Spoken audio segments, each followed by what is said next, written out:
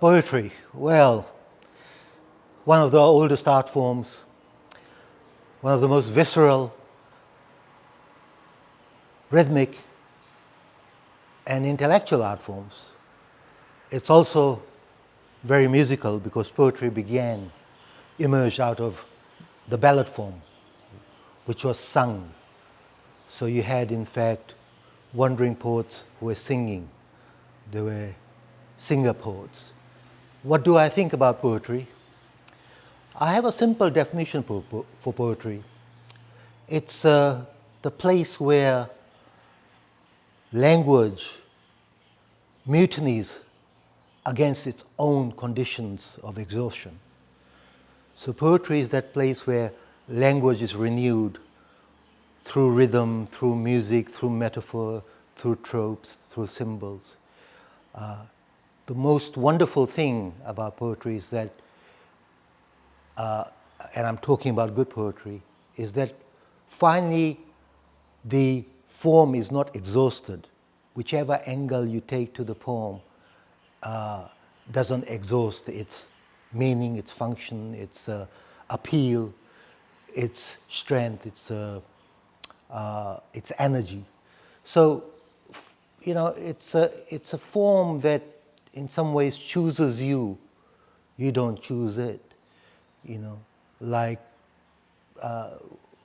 I think about musicians quite a lot because I absolutely love music. My house is full of music. And when you think about the great musicians, you know, you think about John Lennon or you think about Leonard Cohen, you come to realize that in fact they didn't choose to be musicians, the music chose them. And in some ways that is the feeling I have when I write poetry, that the form chose me and I'm merely a vessel through which poetry speaks. Yeah? It could have been anyone. For some reason, it chose me. So that's been the wonderful thing about being a poet, that I could actually, I'm the medium for the muses, if you like. Yeah.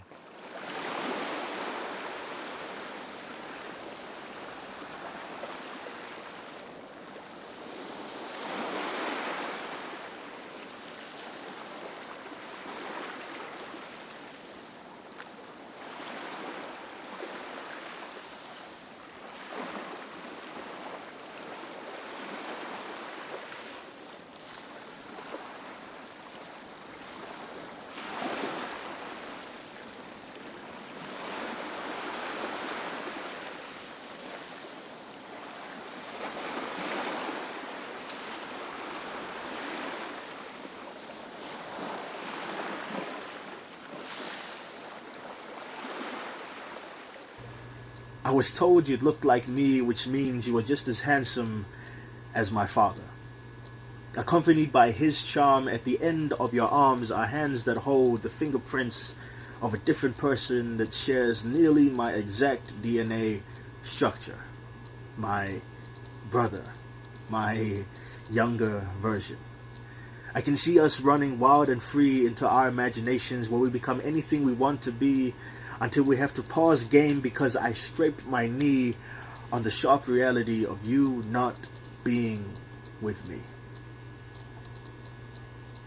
We would walk side by side as reflections in a mirror that our parents created to be 3 years apart, while those who watched tried to tell the difference between us.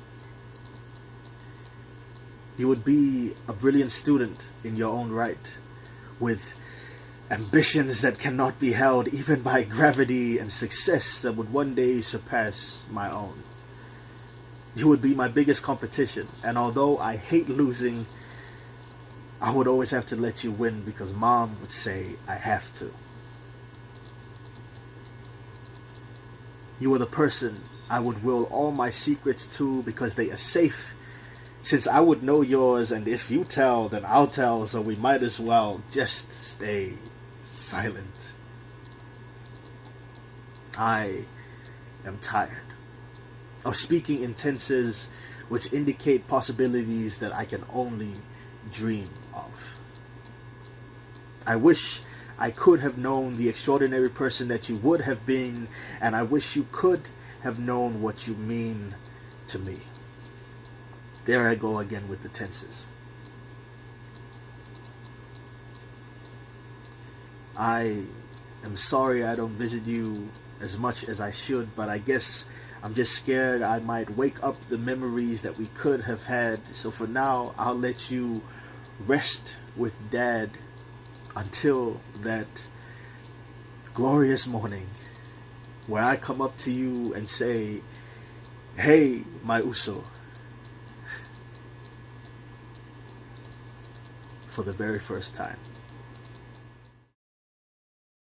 I no longer dig Schubert and Hendrix, nor give a fig for any Pink Floyd fix. I have no ear for a Ludwig symphony. I dwell only in the sound of the sea. A wind in the tree, I don't care for it. And a warbler on a wire ought to quit. The buzz of a bee means little to me. I dwell only in the sound of the sea. Shipwreck your piano, smash up your cello, your blues and jazz are equally hollow. Flog your cadenzas in whatever key, I dwell only in the sound of the sea. A foghorn seldom fills me with sadness, and from the guitar I get no gladness. It is clear from what I do know of me, I dwell only in the sound of the sea. I reap from the sea a pure dissonance, so pure it is the muse of consonance.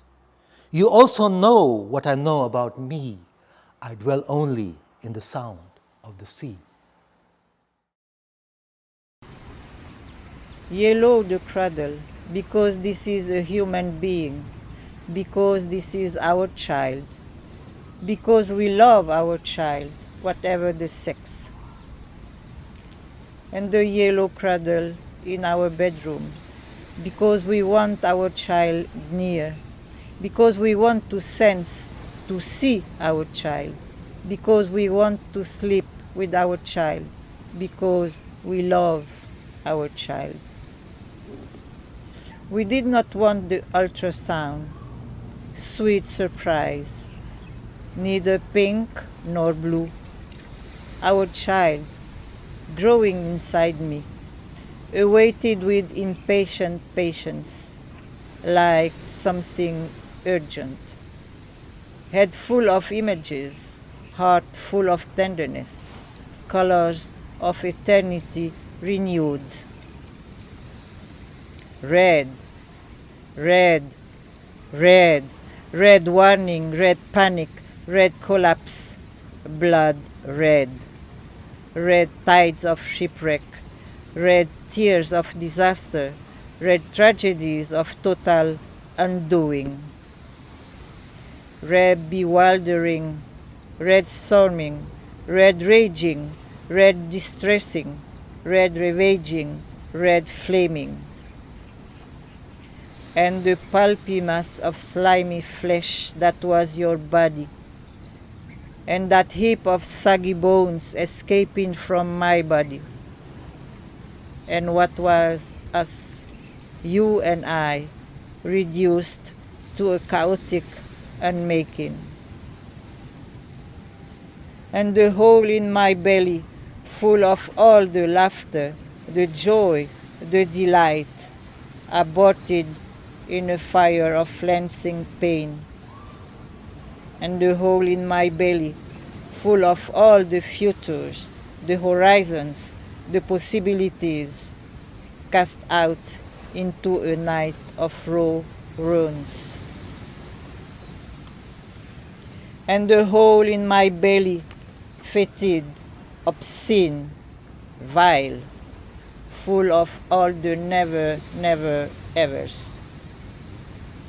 And in the hospital corridors, a muffled buzz that denounces, black memories that reveal, black, black, black, black fetus cast out monsters, black fetus deformed, snatched away, black fetus, twisted genetics, black fetus, nuclear inheritance.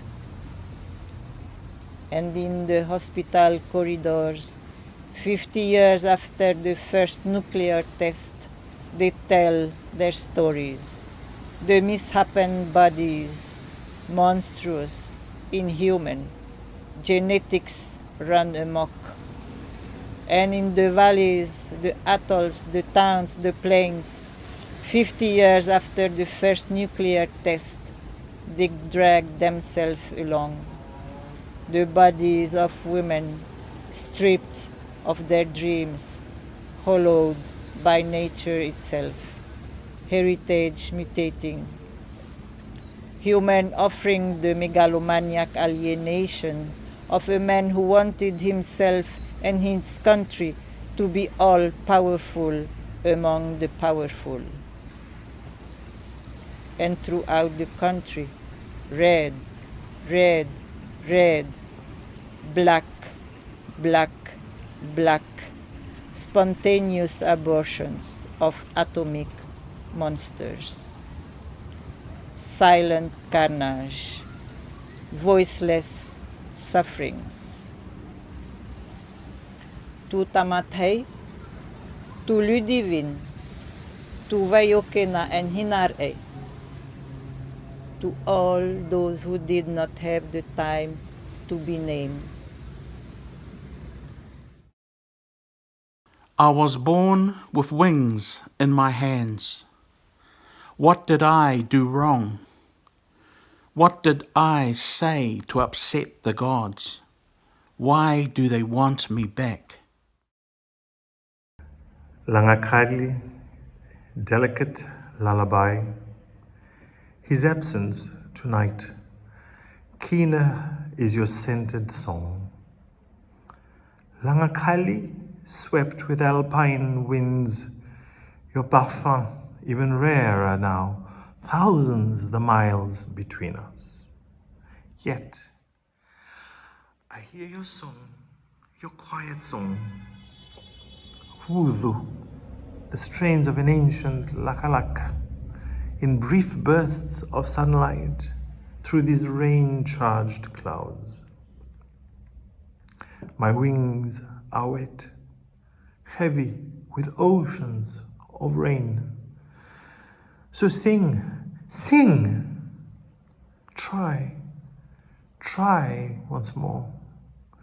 From that faraway garden, washed in sun and pleasant sin, of the wild orange tree, bulging in bloom, bursting with our foreign scents. And from here, Langakali, thousands the miles away from you, our voices will soar together above rain-charged clouds to shake the ocean's salt from our wings. For Rocco. Lomai Viti, far islands in a far sea.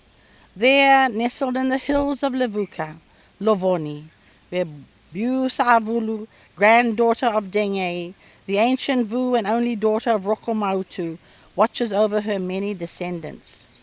When my father's mother died, I was 16. At her burial at the old Suva cemetery at Koravo, as her casket was lowered into the earth, the sky's lament began. Lovoni reigns, my father said. It always happens.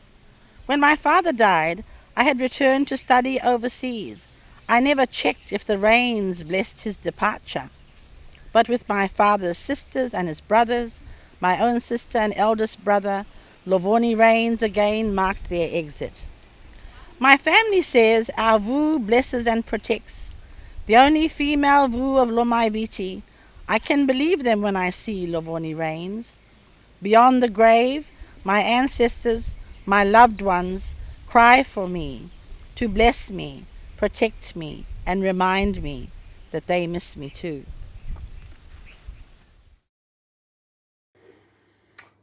Kiss the stained glass window for me, next to the saged dark trees that wilt and wither by the dusted stream.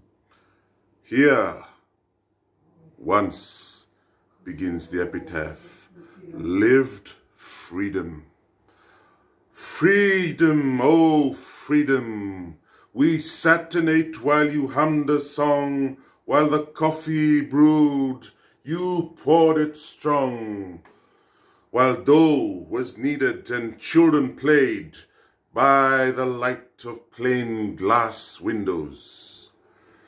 But jagged is the day that came, that cut the vein of freedom's song.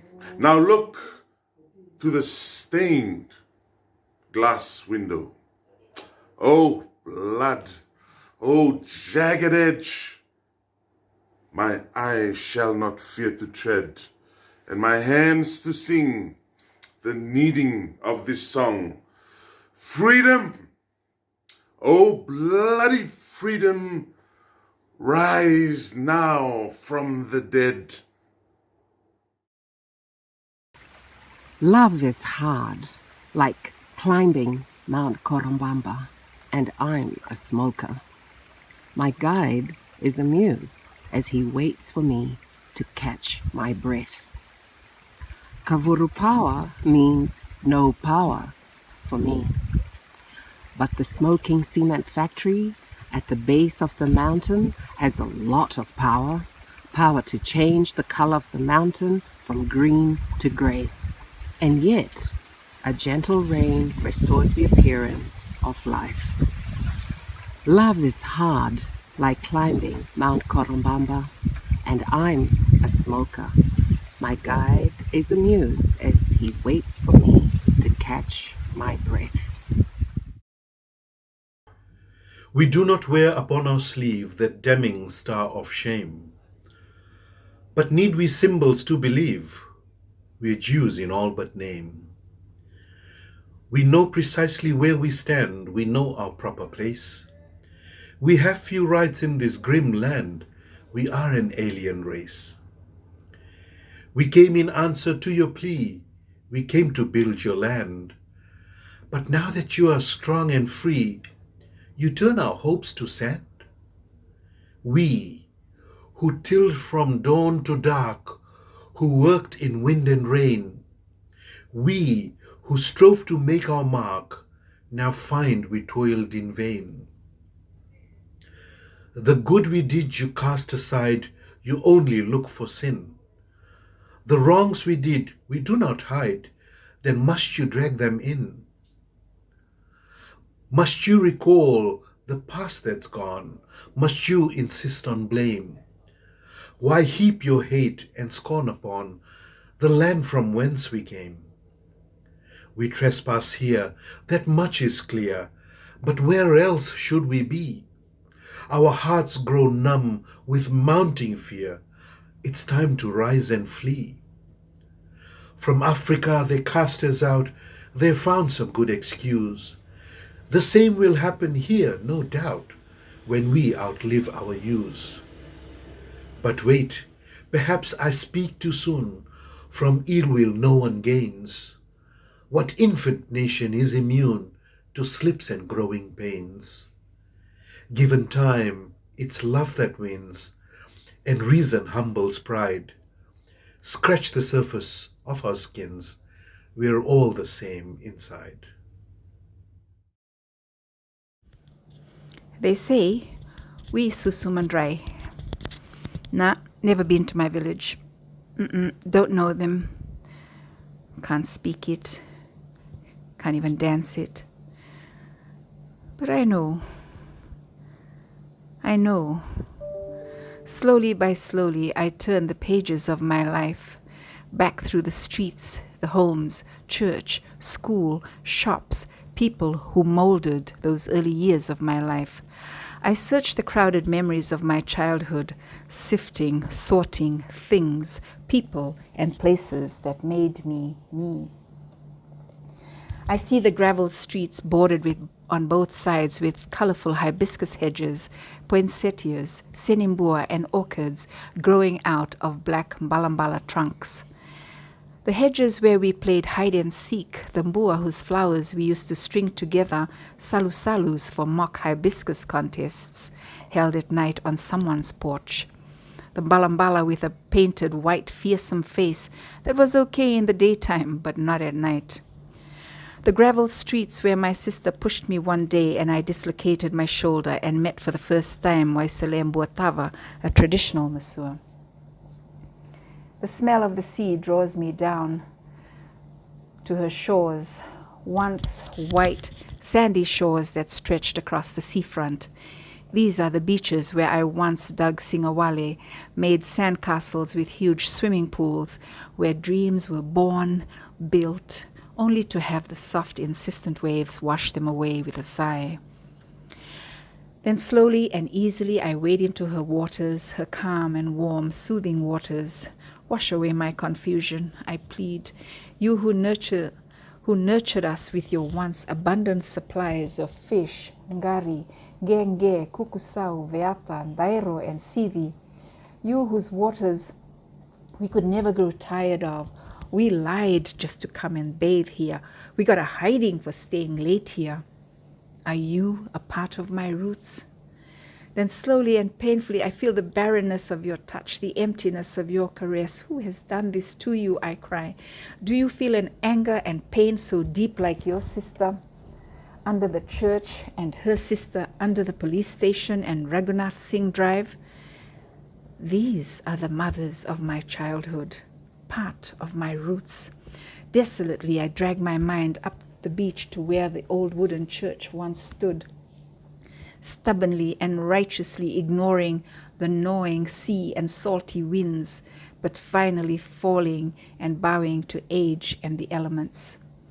It shaped me too, this little wooden church with its bell tower, reminding people to remember their giver of life. Here I learnt Latin hymns and prayers, singing and praying, eyes heavy, fighting sleep at early morning masses and late evening benedictions on Sundays. It taught me that suffering was the way to eternal life, to be afraid, to be obedient, to be sorry. It taught me that He was always there. This little church taught me, planting my Catholic roots. The pages turn faster now. The bulldozers have come. Gravel roads disappear. Drains and ditches drained of all our secrets and excitement. Tar seal spreads dark and thick, concealing those early growing up years. Roads are straighter now. Cars no longer familiar. F-17, Uncle Joe Hazelman, Mr. Whitcomb, that big green Holden, the Volkswagen, Mr. Hugh Leonard. Now we can't say, oh, it's the Put Patels or Coughing Cattle. They all look alike in their new hybridity, sleek, smooth, silent, and fast. No more pennies to string around our necks, just little coppers that have since disappeared. A telephone exchange is built together with a new post office. Exchange for what, I used to wonder. I don't know how it happened or when it happened, but soon old buildings became too small. Extensions, new wings, bigger shops, supermarkets, even a movie theater crept in. Roomy restaurants, a taxi stand, then two appeared on either side of the town. More buses for shore buses. More people flocked to Lamy to buy, to rent, to build, to squat on slopes, flats, and the riverside. As I quickly leaf through the pages, I see my father teaching us to swim. I see my father teaching us to swim in the emerald green waters of first pool in Gawia. Second, third, and fourth pools that nestle closer to the base of the mountains were way too deep. Gawea River is no longer impressive or massive. It cluttered and choked with debris and dry in many places. Gawea is definitely a part of my roots. Her children and I attended the same school. We played pani and netball. We picnicked on her riverbanks and swam in her deep green pools. We caught prawns in her streams and dug wild yams out of her fertile sides. Now her children are my children's friends. I see their faces and say, "Is your mother Maria Alisi? Or is your father Taniela? And where is your grandmother now? Isa." I turn to my sons and their father, saying with conviction, no matter what changes have taken place in Lami, Lami will always be my home. My roots are here, man. Hat wearers.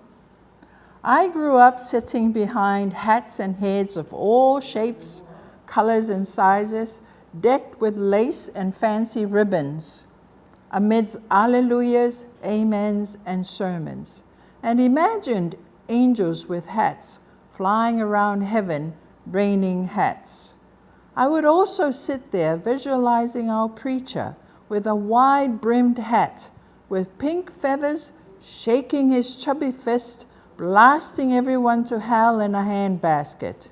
I would also play dress-up, placing different hats on different heads and seeing how they would play out in my mind's eye, and wondered what would happen if all the hat wearers were naked with just a hat on and didn't end up in heaven. In the simple poem, composed simply, the sun's never likened to a brass gong. Conceits fail to plunge from the sky. A song is sung for the joy of singing freely. No noun strays into rouged alleys. A gun kills, yes, but kills neither Pule nor well. The dead are not brought alive by a spell. All are murdered in the murder of one. Ice is cold, fire hot. These are simple facts. The simple poem loves a window that lets in the sky simply because the sky is let in. A bug's life is not rehearsed in 5 acts. Mirror and meaning are one and the same. A rose is a rose by no other name. I am Afateli. I have grown and become man. My uniqueness has blossomed beyond the shores of my existence. My identity has reached unlimitedness. Are there others like me, born with a colorful flora and European-like fauna? Afakasi no more, I am Afateli. Itele ungafa. I am many in one. Afapalangi siamangi, afafai popo, afapalangi engelangi, a descendant of Finaulukalala, and very much rooted to the Tuya'ana, but born and raised as a Samoan from Savai. Samoa is the home of Afateli, homebound forever. Let me tell you, there is a moment when the heart is irrevocably crushed, so that time like a bird hangs halted in midair just like that. So that the bird, maybe a kadau, does a matrix maneuver in slow-mo just like that. So that time from the top of your head to the heel of your feet is compressed into silent whipping along darkened corridors. The thrumming of the past is now a dull memory, a sound beat rapping a dirge inside your head. So that now time becomes the day, marching on the surface of a mossy-wrapped coffin, a grief-bitten rhythm, as spade meets clay. From somewhere around you, the world has darkened to the perfume of red lilies. You spy an empty bed framed in an open doorway. The air around you is bitter with loss, and you can clearly hear your broken heart chanting, ashes to ashes, dust to dust, ashes to ashes, dust to dust. Tomorrow we leave this island. A tree was planted on my tongue. It grew to encompass my entire world. I ate a cloud. I ate an ant. I had an aversion to eating bats, because the bear is a rat on the bodies of men who eventually took flight with the wings that belonged to the bat, who was deceived, who was lied to by the rat, to loan its wings and never came back. So the bear is about embellishment of truth, of deceit between the bat and the rat, and who can tell the best bullshit story. Slow cooked red yellow lentil in turmeric. Food of wannabe vegetarian mystic. Slow ancient mantra of levitating tantra. Erase fake metaphysic Deepak Chopra. Tune out whiny auntie Oprah Winfrey. Make love with turmeric, water and salt. Heat from the red mango trees, now embers, under sour tamarind skies on mud floor. Echoes of a mythical dark coffee book vista. Now listen to water, steam infused gold saffron. Let your heart steal a moment when wrists turn. Silver teaspoon, a bit more for her lips to burn. Recipe for disaster, making love as Dhal boils. Instead, hold at hips to cut crisp vegetables, carrots, eggplant, spinach, capsicum, radish, and where available, fondle asparagus shoots, sliced thinly to drop like veiled jade arrows. Watch at all times, sharp flinty blades and fire. In between cautionary tales, slip in a tongue to taste salt, breathing, licking wooden spoon. Let go of your hips and dance for love apple. Held between teeth, devilish tomato bite deep. Leave half to be sliced with chilies for hot love, and for deep frying sliced onions in rings of the sun. Peel garlic, crush oils with forefinger and thumb. Brush lightly on upper lips. Lick slowly with tongue. Clatter in seeds of mustard, fenugreek, and cumin. Look into her eyes as they are. Are they the moon or a mango? Place ice cubes in her mouth, setting sun or ice melting. Ask it to be dropped into boiling mix. Sieve carefully. White, grey, foam of scum from life. Set boiled water, salt, turmeric, vegetable lentils aside. Wash wooden spoons often by dipping into cold water, and hands for rubbing wet turmeric into the small of back. Slowly smell citrus fragrance, freshly washed coriander. Earthy smell between ear and hairline. Do both at once. Check all seasoning, salt, and plunge in with a pestle. Crush and grind all into a spluttering golden circle. Set aside and take her to the gleaming sink. Wash earthen pot to a glistening ochre. Place on fire, pour in clarified butter, ghee. Roast onions, garlic, chilies, and hard spices until crisp.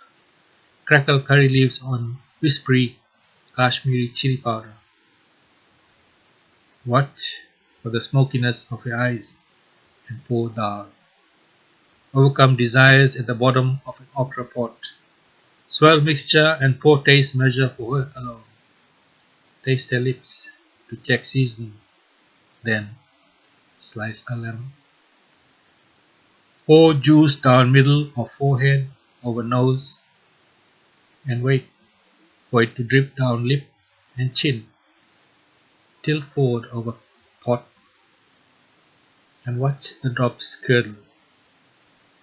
Grab spray of green coriander and spread it on top. Smell the salt of citrus on your lips and wince. Place lid over love potion and turn off the gas. The makutu potato sack can fly you to Rewanga, cocoon you in a force field so you can breathe through the clouds, lower you gently outside a bedroom window. You can step off, rattle the louver blades, wake a family, breakfast with a favorite cousin, hear her say, "Grace first, please." Say grace. Wolf the long loaf slices thickly spread with raw butter, guzzle the sweet milky lemon leaf tea. Tell her, in between mouthfuls, how much she is missed. The makutu potato sack will fly you back to Hamilton, cocoon you in a force field so you can breathe through the rain, lower itself gently outside the kitchen window. You can step on, shut the louver blades, wave goodbye to a family.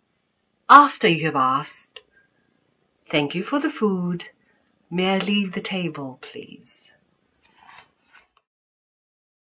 Blue.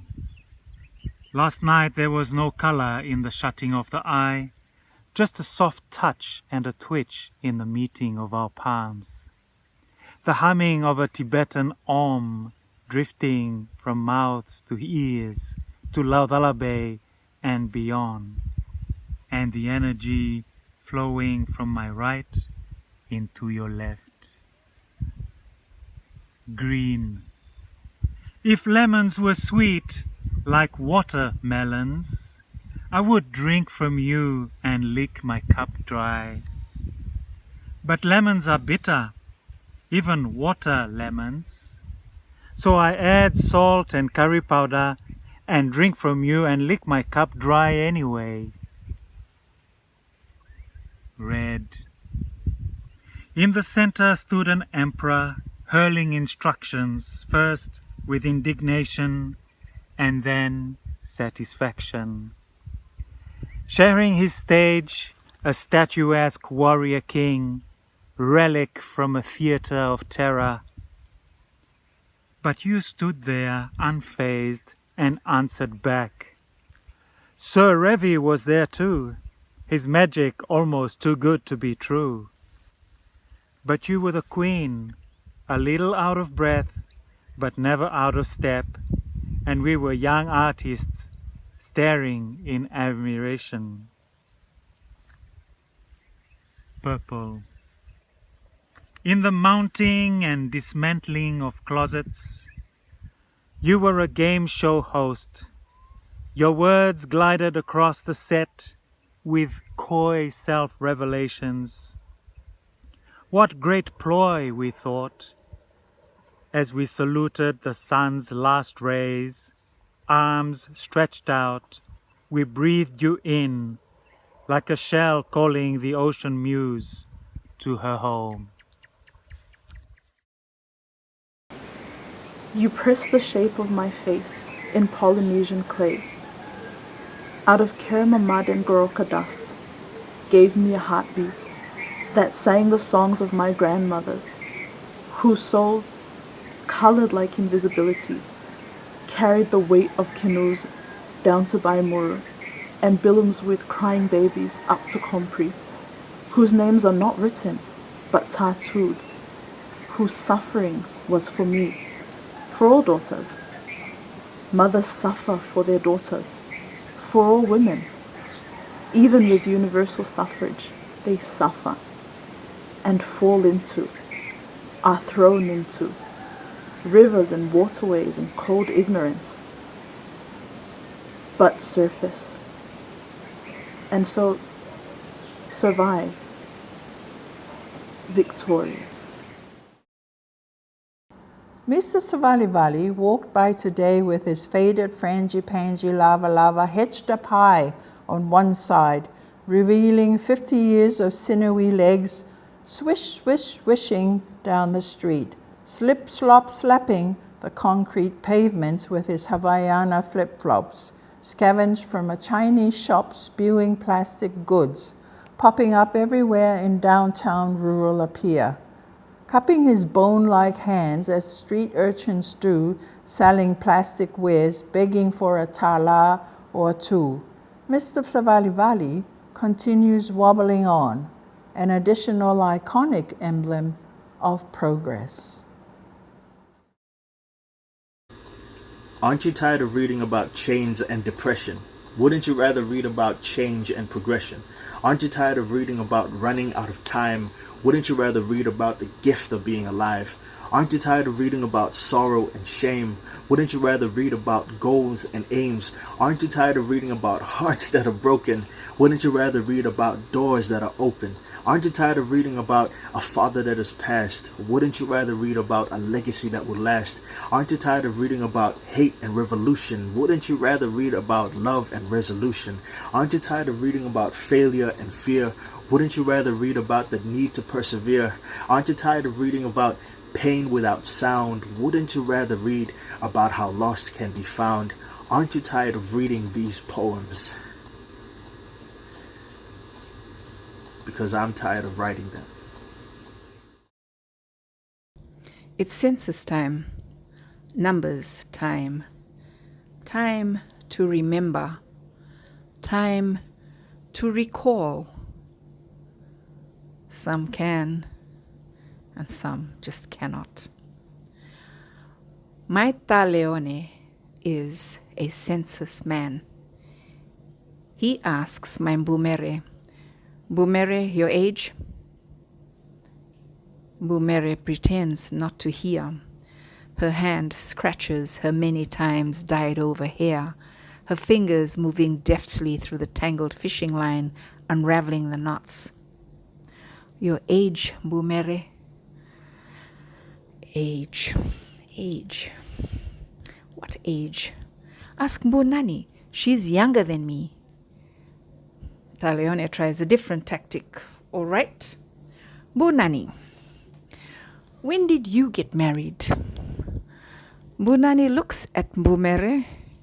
Mbumere transfers the unraveled lines to her big toe. No help there. Mbunani, your wedding anniversary? Married. When did I get married? She muses as she carefully stacks the breakfast things away. Married. Wele, when did I get married? Oh, Aukila. Mbuvala, ask Mbuvala. Because we got married the same time, I think. My Talione is clearly frustrated now, and even more frustrated when another Mbulita gives an age that is younger than that of her niece. Ay, I'm younger than Ula. Change it, she panics. Bumbunia, fishing lines ready, Noke at her side decides to help. Leone, my child, you see those coconut trees out there? We grew up with them. Go ask them.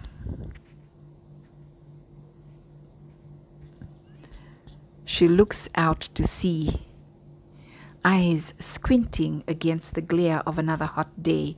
Already she can feel the sun burning into her weathered face.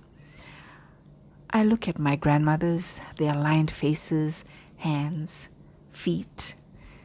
These are lines of the sun,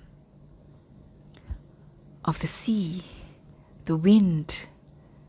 These are lines of an age of endless toil, of gathering firewood from very early morn, of standing over cooking fires from early morn till late night, of stripping prickly pandanus, sitting for long cramping hours, weaving for countless ongers, of fishing endlessly and scrutinizing the seabed for ngenge, kaikoso, enough of something to fill a pot, of rearing child after child after child, dates, those days, months, years, numbers. Who has time to remember? These belong to the New Age. My grandmothers are of the New Age. You are the one fruit in my soul. You sometimes blossom in winter, but it is spring when you beautify the horizon, the clouds rise triumphantly. At night a nocturne of waves, sad from its eternal sound, awoke me. Though I lived far from its grief, I remember the direction you left on. Sounds that could only come from you echoed through the pineapples. And to have seen you in Lava Lava, the fire of Polynesia, I would take you to my mother's country, where hibiscus flowers tip their pollen into canoes drifting out to sea. Susie Elliot is bottom heavy from hugs and squeezes and their good wishes. Susie Elliot is the seagull squint high above the wet tarmac. Susie Elliot is a memory of Suva in the rain. Susie Elliot is the mirror turned inward on itself. Susie Elliot is the flushed mango swinging high out of reach. If you should come upon her, Susie Elliot is optimism, the trade winds calling. Susie Elliot is the O'Ombawa murmuring softly in the night. A pencil is feathering a child's hair, stroke upon stroke, in meditation and prayer. The memory, the mirror, the mango, the murmur. Susie Elliot is the child on that chair. Wailing of songs, while the planter made up his mind. She hummed herself, awash with the tinkled music of his sitar, played as it was not meant to be, by a club-footed town lyre. They both sat down and shared the leftovers of a Mughal feast, among scattered drums, cymbals, and silver anklets, ate with finger pushing boiled meat and rice with yogurt, slick with the rich man's money down to mottled liver. Refrains and couplets still ringing in hookah-pumped air. Dances from bow-legged courtesans in front gallery. Woman awash in color. Danced crowfeet, shimmied, blubbering delight from salivating backup sitar player. Sated with remnants of almond rice in silver platters. Now that near-dawn song evokes soft laugh of laughter, as a planter from a valley exchanged papers for her. People talking, some snoozing, others reading. I am writing. Faces happy, faces sad, faces grumpy, faces angry. Traffic engines running, loud music screaming, old men in wheelchairs, waiting, waiting. People come, people go, yet scarcely moving. Another hour gone, still waiting, waiting. Long intervals before next patient, wondering, wondering, when is my turn? The white duck, a majestic creature found in every household, more sought after in dire need than gold. It feeds on chocolate and quenches its thirst with lemonade. The white duck also gobbles up white paper like coins into a slot of an arcade. The white duck is the true measure of a household's wealth, a creature that must be taken great care of regarding its health. It is known by many names: the loo, toilet, lavatory, latrine, as well as restroom. But to me, it will always be called the white duck. When they drained the Canal Saint-Martin. Last night, I sat under the red angry eye of God aflame. For the passing boat and barge, my back to writhing figures frantic in the darkness behind me. I watched the pillars of light reflected on the quivering pitch-black waters of Canal Samata. Pillars of light shredded by black night rain, falling uncomfortable in midsummer cold. Cough. Cough again, barely audible from behind. I know what you want. My heart races. My eyes imagine his face, wanting, inviting, scarred, rippled by the falling rain on the canal, in whose bosom mirrors the red, angry eye of God, a setting sun, bright with rage. Now, silent, helpless, at our defiance, at our shameless abandon, at our ultimate naked flesh. Desperate, reflection of a city losing itself, of lost men, of lost passions, seared in two by a passing barge heading up north, rippling black waters and passions apart. When they drain the canal at the beginning of next summer, we will be here, sitting our nightly trials, witnesses to our lives, our triumphs, our joys, our pains, laid bare in the dried out Canal Samanta. Our trespasses, our transgressions, our lost selves, of those we've lost, of long lost islands in the distant, far away sea. Here, under the now spent, red, angry eye of God that they've turned off, the wrecks of 2 cars, a rusted knife, a gleaming white skull, even a washing machine.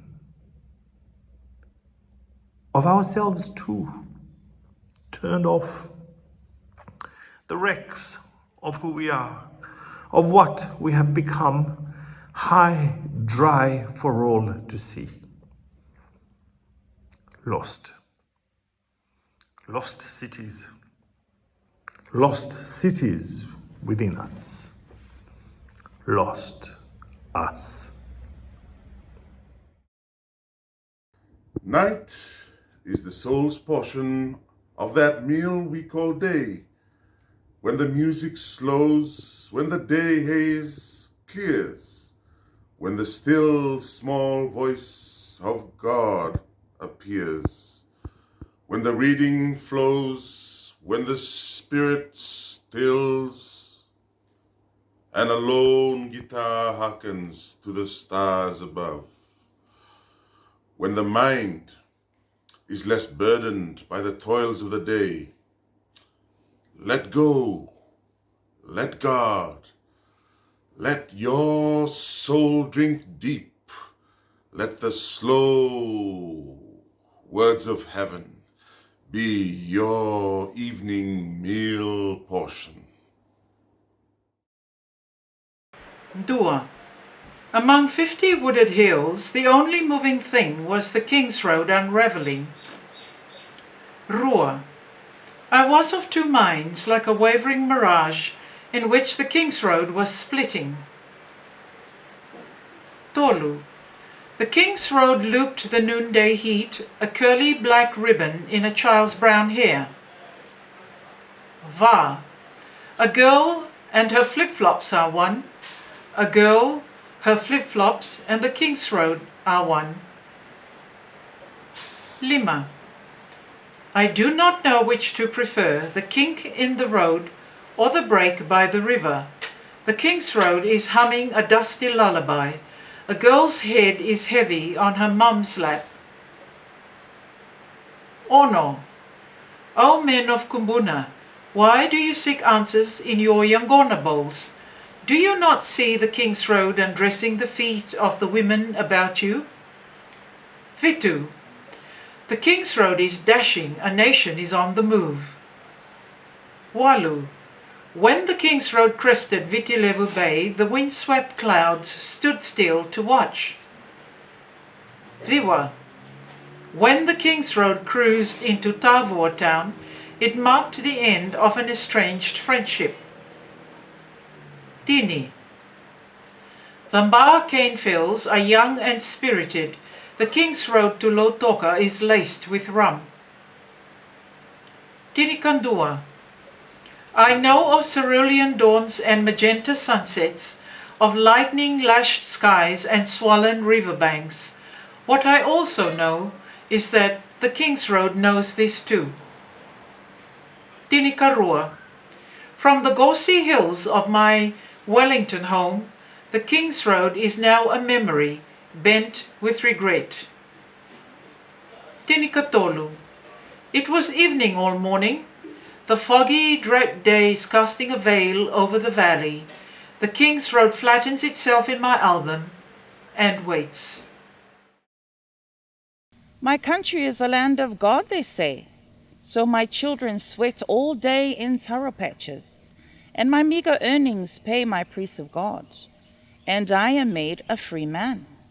My country is a land of God, they say, so they beat my son and leave him half dead on the roadside.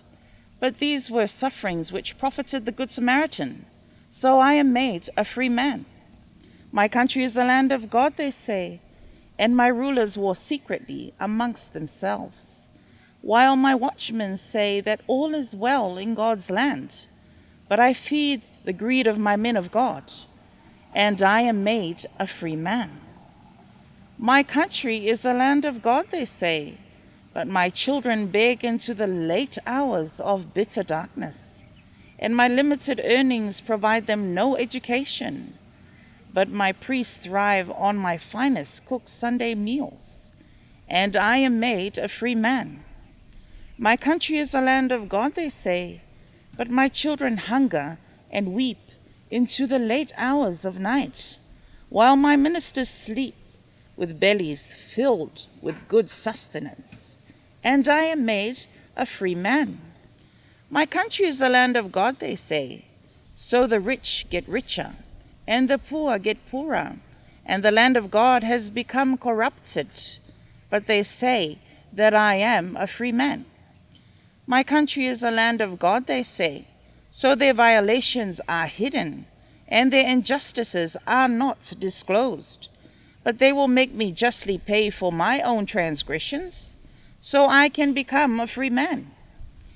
Am I truly a free man, as though they say? Does this so-called land of God give me true freedom? My mind questions as my heart feels otherwise. Am I truly a free man? Again I ask, God give me hope. False friends and blood cousins. Taupiri is the sound your feet make when they shadow a high-vis jacket to a lost and found tent. Taupir, taupiri, verb to follow. Taupiri is not the name of a hill where an ex-lover is buried. Taupiri is the wailing of a missing child. Kirikiriroa is a long and hollow armpit where secrets and confessions drag their heavy deeds to hibernate in winter. Kirikiri, noun, armpit. Roa, adjective, long, lengthy. Kirikiriroa is not a city in New Zealand. Kirikiriroa is a sanctuary for gods and misfits anywhere and everywhere. Rako is the memory of flip-open wooden desks and Friday morning flag-raising anthems. Blessing grant, O God of nations, on the eyes of Fiji. Rako, noun, school. Rako, verb, learn, to learn.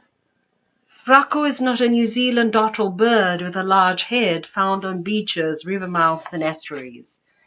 Rako is a place where love letters betray you, incarcerate you and your teenage shame in the principal's office. Kia ora, is the talking and shouting space of the larynx, a meeting house made of human flesh for chiefs and blind-sided villagers.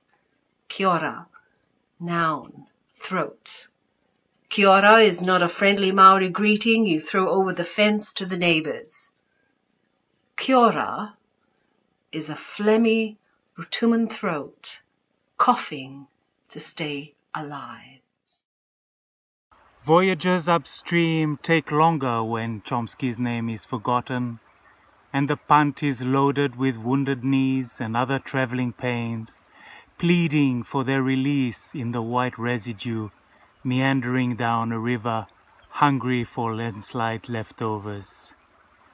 A prow slits through two banks of guava trees and foamy cascades, and while elastic bandages await with yet unbaled water, two souls mend when eyes talk and smiles flirt for a fragment of time between the sun's burning rays and the rain's stormy black clouds. Two smiling heads disappear in the brown of downstream like young eels seduced by the power of currents and the thrill of rapids, while parents look on expectantly like they do in a glass of Irish coffee before an intimate reunion. The sweetest boo for Manor de Iowa. Let's start a family tradition that every year on the hottest day we will give each other the sweetest boo we can find and drink a toast and say cheers to this wonderful life in the islands. Us gang just slewing by when we catch him king perched on a knobbly hill, impaling a juicy worm, the sun prancing off the hooked fang. Us gang wanna guise him good for this diva bitch, greedy for groupies. Cowboy swings the lead weight before casting the gut in the ripped creek. The fella keeps masturbating on it till we stop to pose the posy. What you up to, Marge? Fishing for your mummy, you little freaks, comes the quicksilver backchat.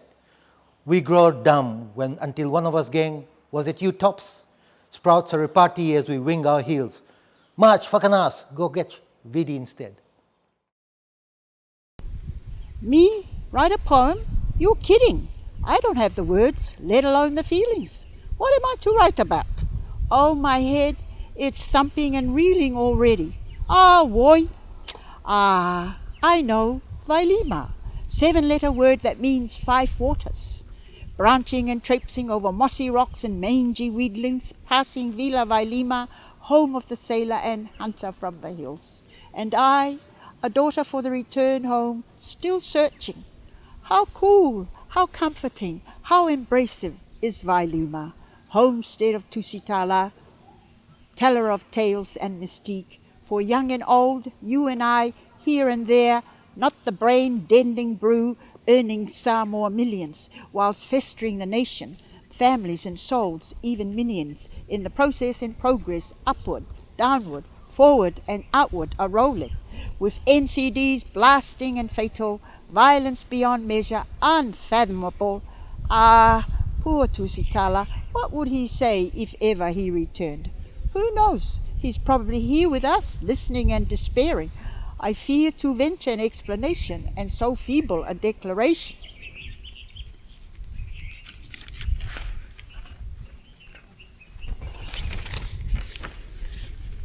Vailima, oh, my victorious, rapturous, paradisiacal Vailima.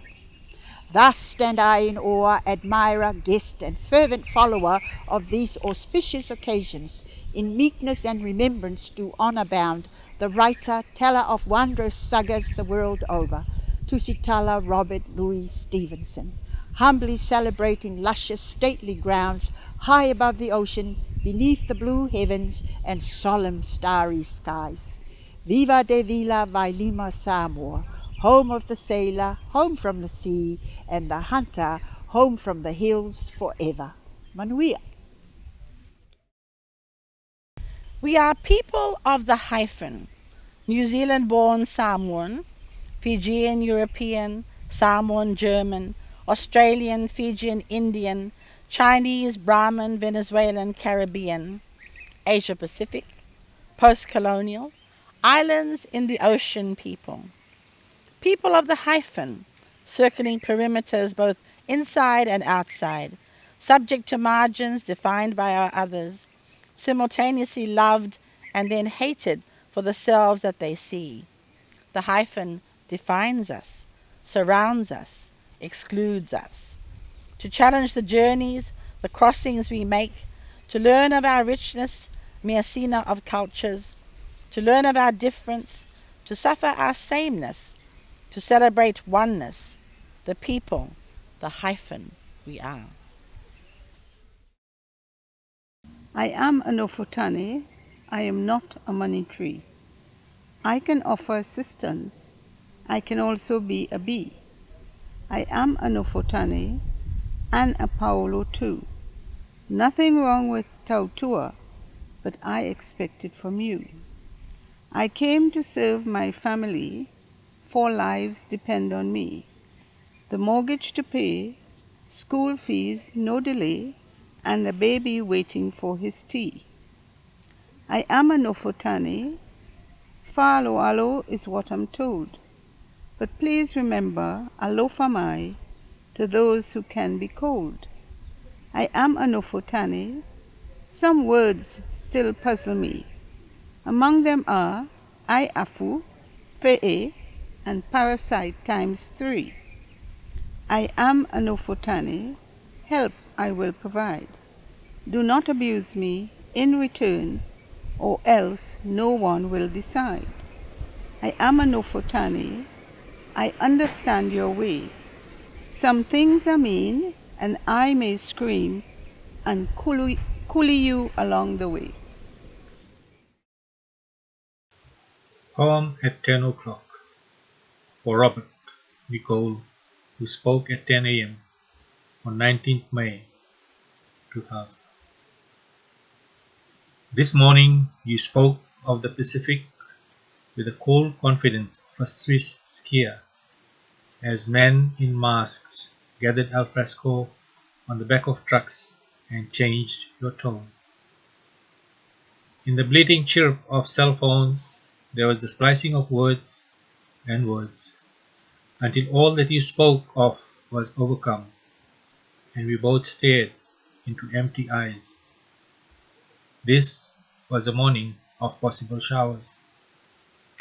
In the cool expression of everyday expectations, instead there was the hail of words and threats, bullets and bombs rolled off trays in jute sacks.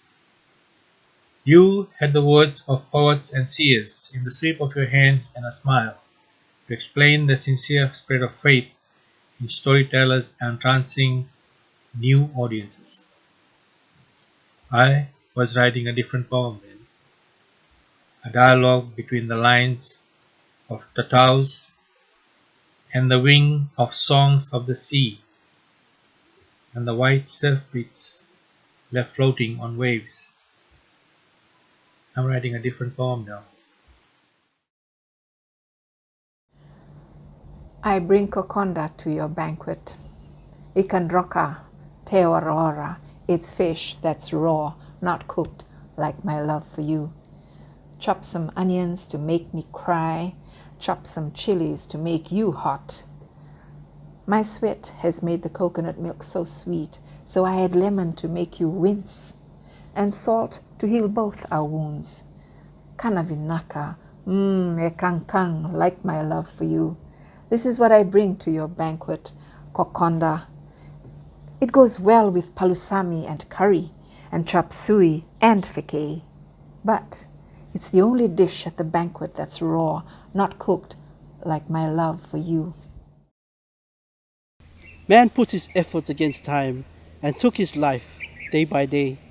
Man took little sleep and feared himself, trying to satisfy every living blooming thing. But time just kept walking by. Man tried to please everyone and became a yes person. Yes to everyone who thought were better than him while he was battered off. Man took job and became a teacher, trying to be a teacher of all man, but got stuck with English, and he got Englishy shit as well. Man became a man and took wife with a few offspringing. He's still offspringing. Tries to be a model father, struggling to be a model citizen, and just became man. My hands are nests, twig woven, mashed. Once the light goes out in the west, birds come to rest in them. They bring in their beaks 3 leaves and a string, odds and ends which have caught the eye. They lay blue round eggs on the sly and mother them for days on end. When the eggs break apart, they send for worms and take turns feeding grubs to the chicks, who can now sing. Soon the fledglings will flit from rack to roof, and I'll get my hands back. I fixed your ponytails for school when your mother's hands were sore, and squeezed the washing water out of the laundry. Other men passed by and laughed at me. I scraped coconuts in that cooking house alone. I made you stay indoors and study, so you wouldn't bear the burdens of my mother and grandmother. I cooked for you every day and rinsed your mother's plates. I taught you how to write a poem. I might have made some of it up, but you took that hope, that story. You became a writer of my fears and your mother's dreams. I gave to you, all to you and your mother, so you would know you had a father, and he was only a man, but this man was a pillar, and this pillar lifted you up until you set off on your own wings. Take me with you, my daughter, when I am gone, in the feathers of your wings, to see the things I gave up so you could fly. There was a season when I recognized the shape of your feet on this long beach and walked intrepid to self-realization. There was a season when the sand turned to snow and I made my own prints on the hazardous journey up and down the steps of time. There was a season when I stopped to drink cider from your hands and felt the warmth of wisdom in my throat.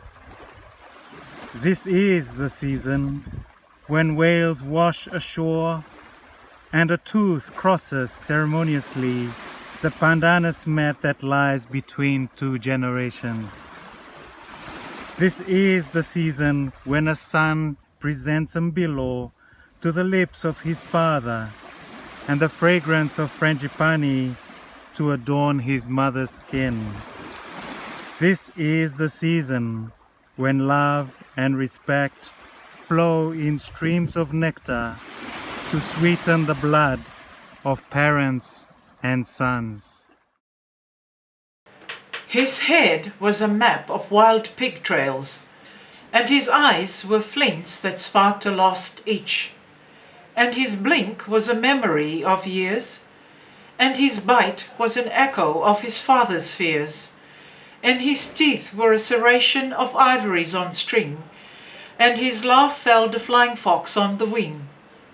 His nostrils were flaring beacons twinned, and his mouth was the noonday sun tipping, and his smile was a curve to her embrace, and his gaze was the astrolabe in May, and his cheeks were sharkskin glassed, and his chin was the dip where the sun went in.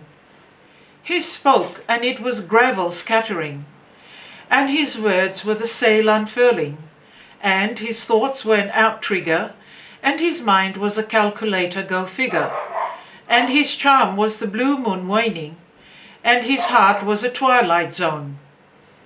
His elbows were shipways or battering rams, and his arms were cane knives scything, and his wrists were salt licks, and his handshakes were palm trees colliding.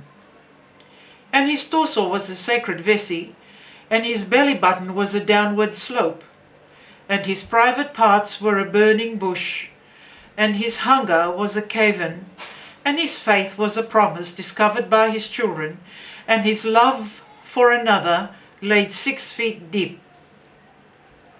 The soles of his feet were the earth striding the seabed, and his toes were the eloquence of an octopus's grip, and his footprints were Fiji, and his phone calls were hot air balloons burning up the wire, and his response when she wept was a murky pool, and the last time they spoke it was an unscalable wall. She was a flying fox adrift on the wind, a fly-away echo that he couldn't heed. They asked him, and his face burnt cold, why his arms had to scythe her heart in two. Let us sit together, we peoples of the sea, from whale keepers to valley croppers, from shellfish sand tillers who enjoy their boiled tapioca, to bread and tea city dwellers. Let us plant life songs in the warm earth to cause the scented trees to grow once again. We decree by the ancient word that spoke forth these seas. We salt our wounds by the wild sea spray, that in our pain healing shall come again. May the orchids, the pleasant sight in our koro, take our life songs too. And you, Nduna, the friend of Ikandroka, who hides in deep shaded jungle pools, be now the food that binds us. For a meal shaded by serenity is better than the feast lit by animosity. And we make peace in the shade and tell the sun to burn our insolence residue. And the proverb of Manulevu, the wily beak in the sky beckons to our ear. Be a bird and never gaze at your navel, especially while in flight. And we decree by Sekina, the light of stars, our home someday. Peace upon the seas and its peoples. Remember the salty wisdom of the whale keeper. If you want a different view of life, try being flipped by a whale. Remember the earthy wisdom of the valley cropper, the fertilizing law. Don't take shit from anyone except cows and chicken. Beetles are the master of illusion. They keep the Ndalo plant alive, but ruin it below. The beetle's law of perception.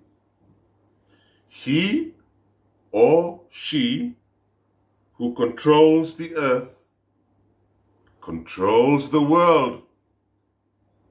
But beetles don't build a plantation. You do. Go speak your life songs to the earth. Go now.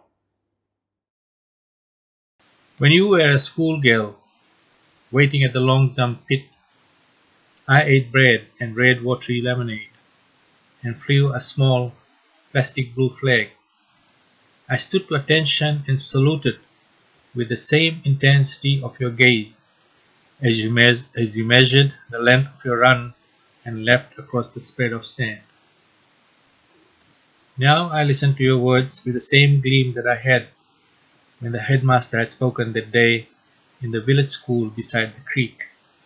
Ye speak of flowers and garlands, and one little privilege of being old. Older, I tell myself, as you recount the weaving of colors into words. This is a talk that I can recite more accurately than multiplication tables. Yet each time in the talk is the smell of Hilala changing in the sea breeze. Dreams are summonings out. A neat rearrangement of what you said to me yesterday. A yellow wasp has fallen into this evening's smudged wineglass, sitting alone on a table whose legs sprout leaves, throned in dark rooms of panelled closet doors opening onto paradise, Wahine postcard beaches. The vast dark ocean, that brimming abyss of sleep, curls into my present sleep, of cauchemars, chased into beckoning fear, of sleeping faces, blurred with the curse of non-remembrance. You tell me your dreams, and you recite yours, which is mine, from back to front. This one that we share when we sleep together. When I rouse myself awake, and I see you sitting naked on the wooden tabouret, your cock flaccid with fatigue, smoking a cigarette, shrouding you in your own blue smoke. And we talked of the wind whispering in the holes in the walls, the length of this low table decorated with potted ice plants, badly in need of light, and comfort in the scent of damp. Before you said what I badly wanted to hear, you disappear into the mist of your own blue smoke.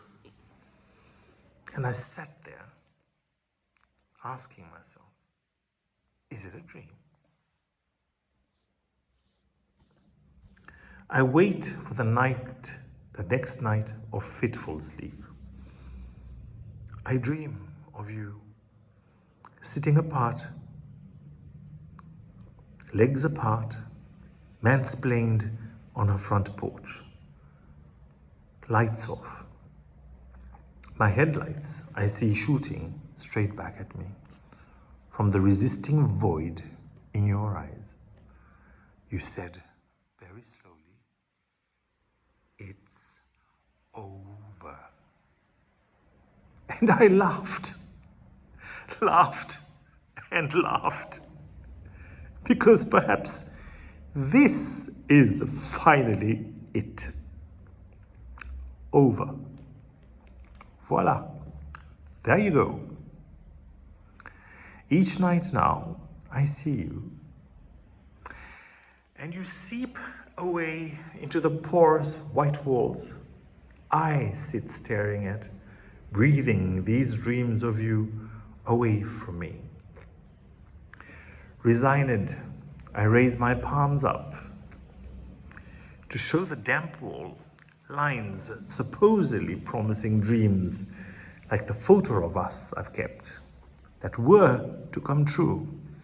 A mountain chalet, a cat by the fire, a desk by the window, watching the snow fall, winter mid-mornings, sensing the coming darkness on my tongue, that I have cooled on the panes while I write impressions of coconut trees covered in snow, framed in 4 window panes.